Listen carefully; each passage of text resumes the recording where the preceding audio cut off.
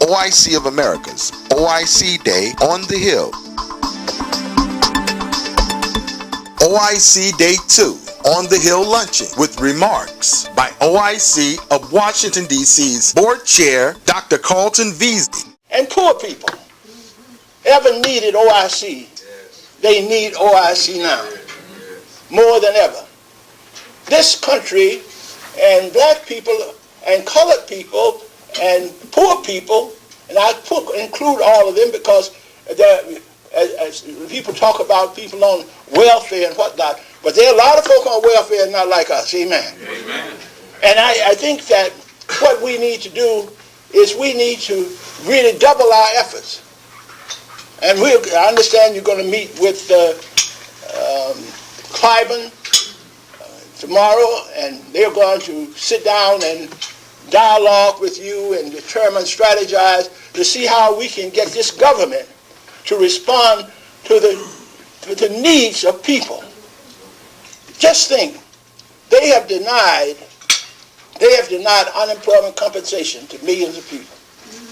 Now, I don't know how they can rationalize and how do they think people can make it? Some people can't make it with a job. How do they think people can make it without a job and without some kind of help? And everybody here might not be in the same shape, but I dare say, and I venture to say, that everybody here has had some help. Amen. One kind or another. We all have had need for help at some time or another. So I want to congratulate you for coming and to enjoying Washington and to dialogue. And I want to say a special word to Alexis and to the staff that I have the honor of serving as chair. One of the most dedicated leaders in this country is F. Alexis Roberson. And the reason I say that is because she has spent all of her life in public service.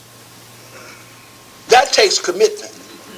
If you know anything about public service, you're not going to get rich in public service. But it is a commitment to other people. It's a commitment to helping the least of these. And that's what Jesus said. He said, you can talk about what you've done, this and that.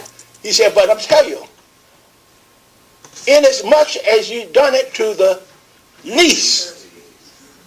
And I'm glad he says the least, because, you know, in this country, particularly in this city, we have quid pro quo. You scratch my back, and I'll scratch yours. But that's not what Jesus said. He says, inasmuch as you've done it to the least of these, my brethren.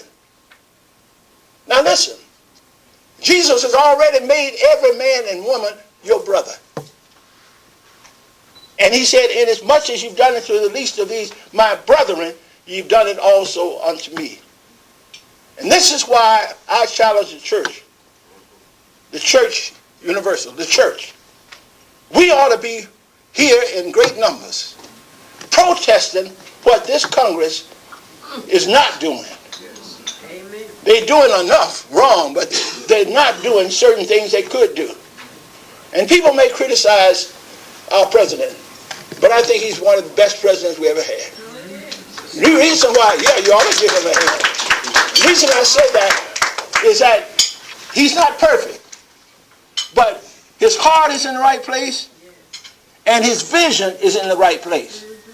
And the problem is this. He's one of the few men that I've known in my lifetime that has seen the need to address the issues of poverty.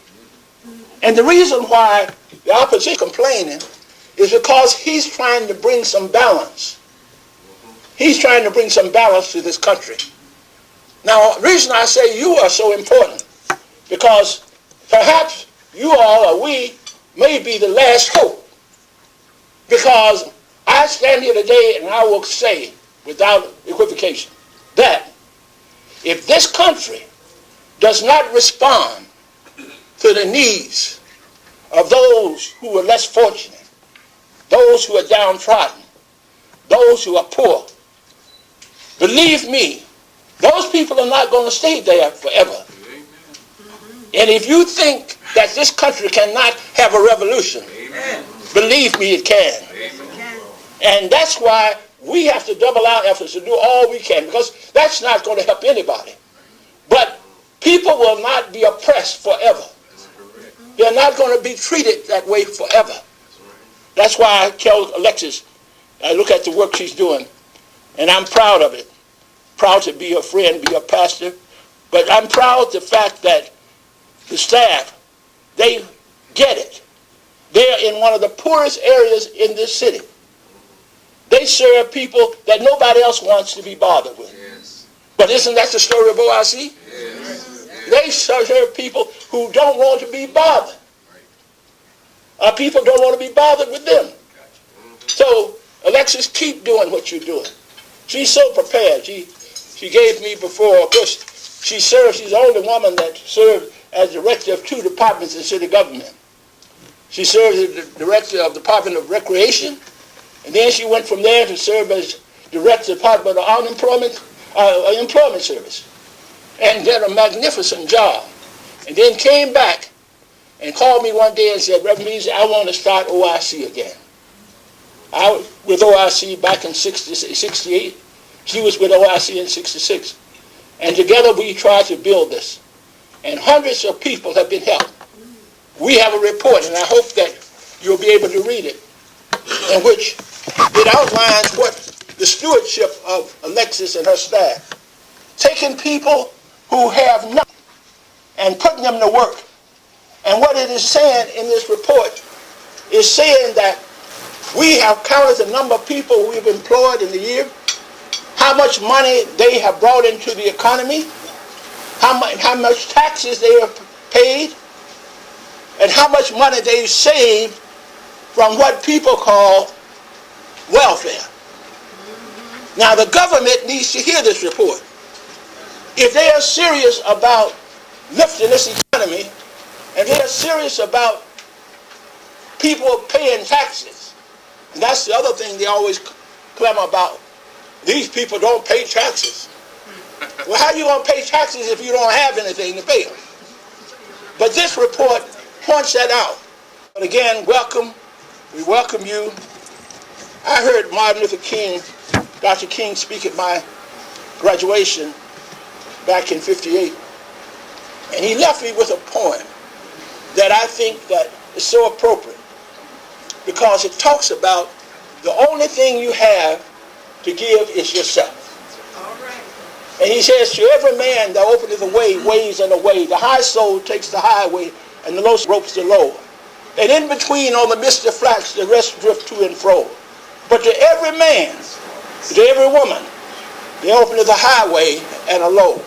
But each man, each woman, must decide the way their soul shall go. Thank you for taking the highway of service. OIC of America's OIC Day on the Hill